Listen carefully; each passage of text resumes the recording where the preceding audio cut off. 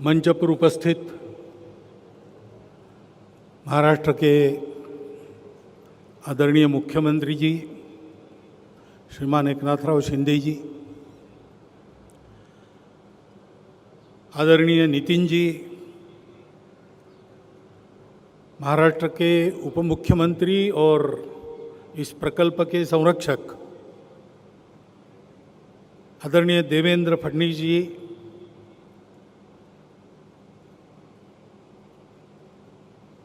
इस संस्था के अध्यक्ष एडवोकेट सुनील मनोहर जी, श्रीमान शैलेश जोगळेकर जी, डॉक्टर पाठक जी और इस सारे प्रकल्प के खड़े करने में लगे सभी मंचस्थ उपस्थित मान्यवर, उपस्थित नागरिक सज्जन, माता भगिनी,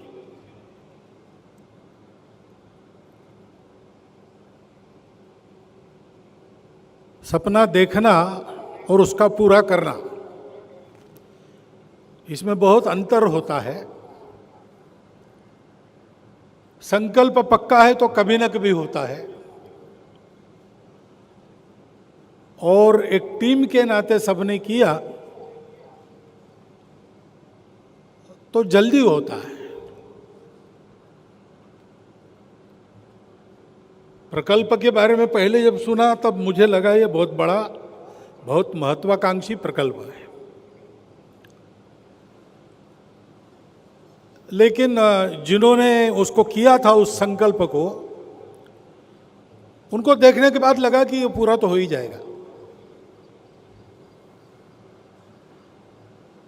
बीच का कुछ कोरोना का कालखंड गया, इसलिए थोड़ा अधिक समय लगा, परंतु एक उत्तम प्रकल्प, समाज की आवश्यकता पूर्ण करने वाला प्रकल्प, मन की भावना से जिसको खड़ा किया गया है, ऐसा प्रकल्प यहां पर खड़ा हुआ है। और इसलिए आशीर्वाद इस शब्द का उपयोग किया गया, परंतु पहला शब्द मेरे मन में आता है शाबाश।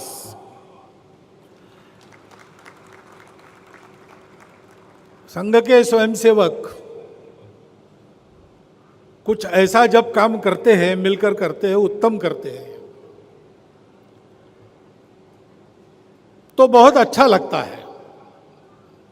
कैसा अच्छा लगता है वो संघ के स्वयंसेवक ही जाने।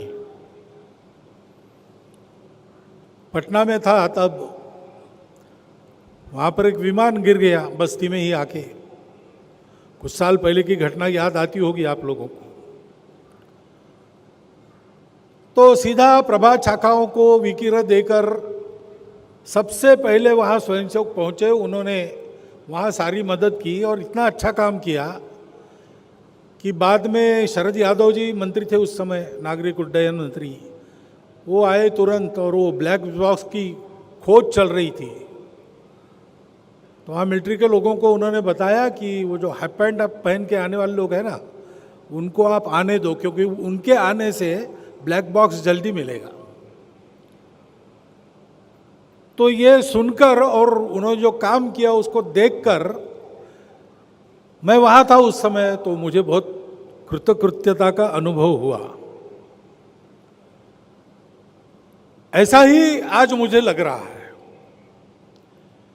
क्योंकि ये कहा गया कि इस प्रकल्प के पीछे संघ खड़ा है, लेकिन संघ खड़ा क्या है, करने वाले संघ होकर काम करते हैं, तो अपने आप संघ उसके पीछे खड़ा हो जाता है। और स्वयंसेवक के टीम वर्क का एक उत्तम उदाहरण इस नाते मैं इसको देखता हूं। इस प्रकल्प को डॉक्टर आबाजी थत्ते का भी नाम दिया गया है और उनका एक रेखा चित्र भी अंदर लगाया गया है। अब कोई अच्छा नाम अपने भावनिक संबंधों के कारण अथवा उस व्यक्ति के अपने गुणों के कारण अथवा प्रसिद्धि के कारण ऐसा देने की पद्धति तो है ही, परंतु जिनका नाम दिया उनके वृत्ति का पूरा प्रतिबिंब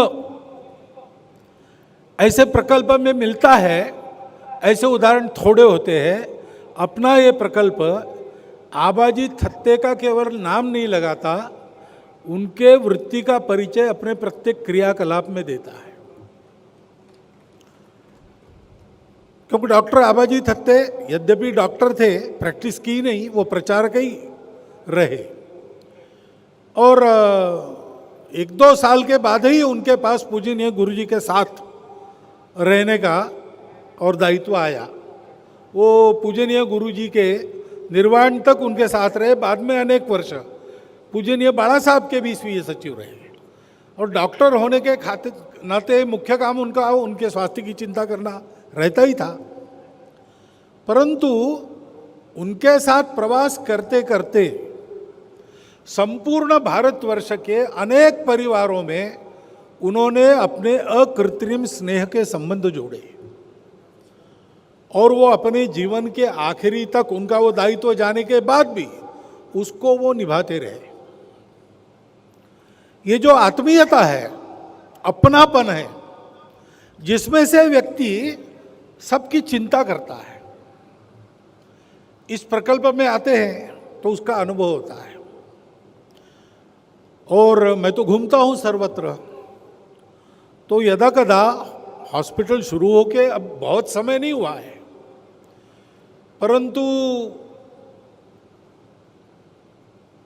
ऐसे प्रांतों में जहाँ से यहाँ लोग आते हैं, वहाँ जाने पर कोई ना कोई मिलता है जो बताता है कि हम वहाँ गए थे, अपने किसी को ले गए थे, या स्वयं मैं गया था।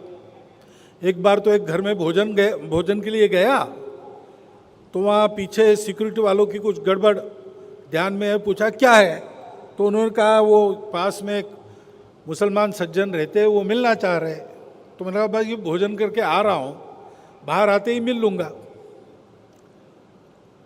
आया तो एक तरुण दंपति थी, उनके पास एक छोटा सा बालक था। उन्होंने कहा हम आपको धन्यवाद देते हैं। मैंने पूछा मुझे धन्यवाद, मेरा आपका तो परिचय है नहीं। बोले नहीं, इसको ब्लड कैंसर हुआ था, हम NCI में गए थे और वहाँ हमको ट्रीटमेंट तो अच्छी मिली ही। दुनिया में इतनी अच्छी ट्रीटमेंट हमको यहाँ नागपुर में घर बैठे कहाँ मिलती अगर ये इंस्टीट्यूट नहीं होती तो। लेकिन उससे भी ज़्यादा उन लोगों के द्वारा जो धीरज मिला और स्नेह मिला, हम तो मानते हैं कि आधा जादू उसका है, हमारा लड़का पूरा ठीक हो गया। ऐसे बिना पूछे बिना बुलाए लोग आके बताते रहते हैं, तब पता चलता है कि आबाजी थत्ते के नाम के साथ आबाजी के अपनेपन का स्वभाव भी इस संस्था के साथ लगा है। और वो बहुत बड़ी बात होती है, क्योंकि कैंसर पहले शरीर को नष्ट नहीं करता, हिम्मत को नष्ट करता है। और कैंसर को रुग्ण को पहली आवश्यकता उस अपनेपन और हिम्मत की होती है। और ऐसी विचित्र बीमारी है कि वो केवल बीमार को नहीं मारती, उसके पूरे परिवार को तबाह कर देती।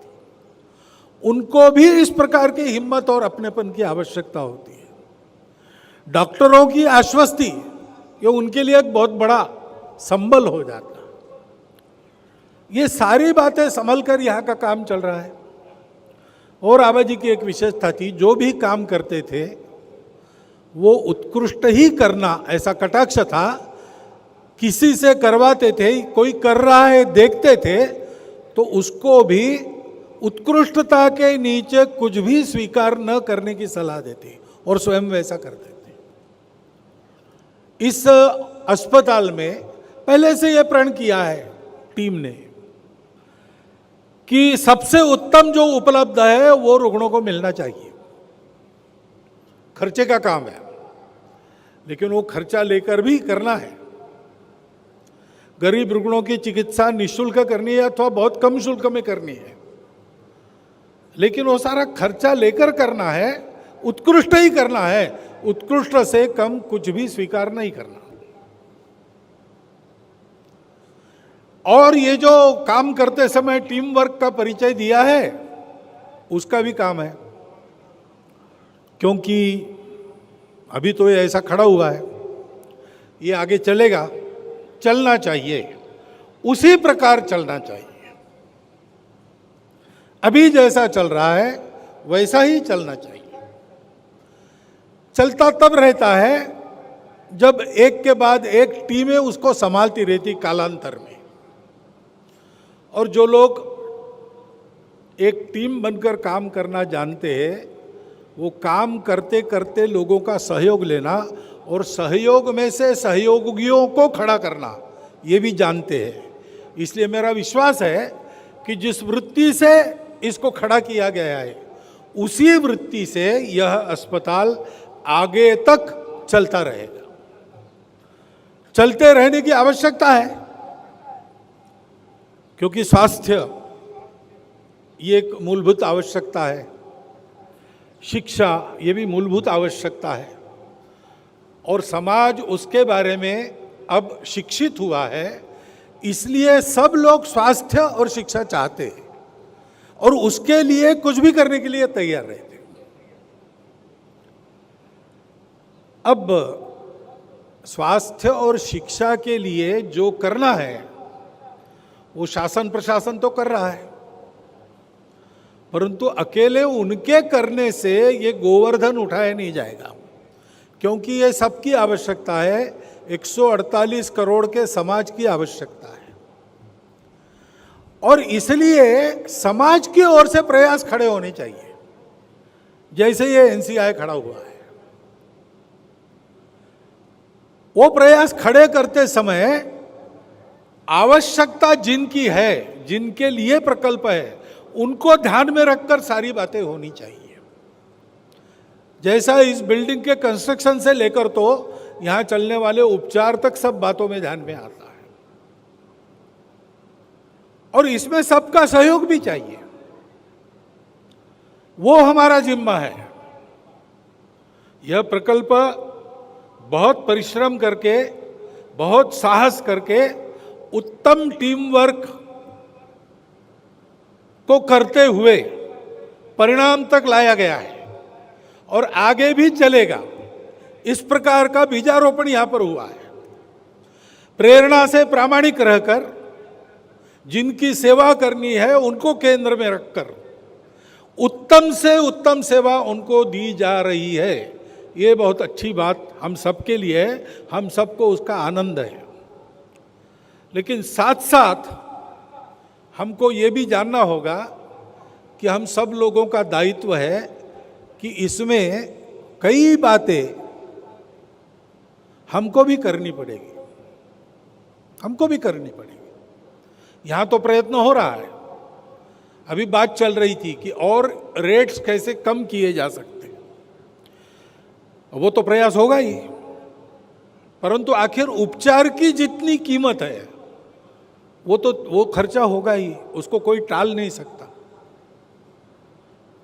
तो जिनकी क्षमता नहीं है उनको निःशुल्क चिकित्सा देना,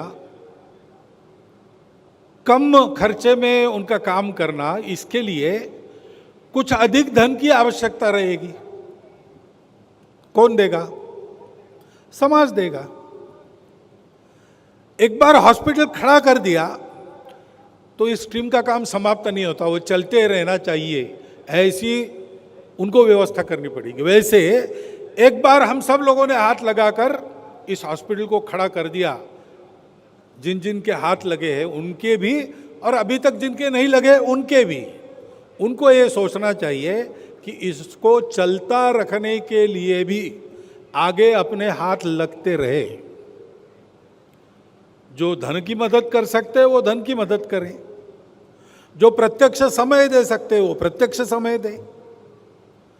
यहां शोध संस्थान चलेगा ही, उससे उपचार की कीमत कैसे कम की जा सकती है, अन्य पैथियों का सहाय लिया जा सकता है क्या, किस प्रकार से लाइफस्टाइल से संबंधित बातें भी यहां जोड़ सकते हैं, जोड़ ही रहे कुछ न कुछ, ऐसा विचार किया जाएगा। और प्रत्यक्ष शोध करके भी चिकित्सा का व्यय कम करने पर भी संशोधन होगा। परंतु इस सारे प्रयास में हमको सतत चलना है, सबको सतत सहयोगी बनकर चलना है। कुछ लोगों की टीम ने किया तो कितना बड़ा खड़ा हो गया, ये हम देख रहे हैं। हम सब लोग अगर इसकी टीम बन जाए तो बहुत आसानी से समाज में जो कैंसर एक संकट लगता है, समस्या लगता है, वो कैंसर संकट और समस्या तो रहेगा ही, परंतु उस संकट का पूर्ण प्रतिकार कर सकते हैं। और संकट आता है तो उसको उल्टा भी सकते हैं, और इसलिए उसको डरने की आवश्यकता नहीं, हिम्मत हारने की आवश्यकता नहीं। अड़े रहेंगे, खड़े रहेंगे, लड़ते रहेंगे तो विजयी होंगे। ये विश्वास सामान्य समाज में और कैंसर के रुग्णों और उनके परिवारों में भी खड़ा होने में देर नहीं लगेगी। वो होना यानी कैंसर नाम की बीमारी का सफल प्रतिकार है। उसके लिए इंस्टीट्यूट खड़ी हो गई है। इस काम में हमको भी सहयोगी बनकर सतत जागरूक रहकर जब जहाँ जो आवश्यकता है तब वो उत्तम प्रकार से पूरी हो सके, ये एक स्मरण मैं आपको दिलाता हूँ। और आज इस संस्था का काम तो पहले से शुरू हो गया है, लेकिन इसके पूरे स्वरूप का आज औपचारिक लोकार्पण हो गया, ऐसी घोषणा मैं करता हूँ। और आप सबके तरफ से और मेरे व्यक्तिगत भी धन्यवाद भी देता हूँ, आशीर्वाद भी देता हूँ और शाबाश भी कहता हूँ, और मेरे 4 शब्द समाप्त करता हूँ।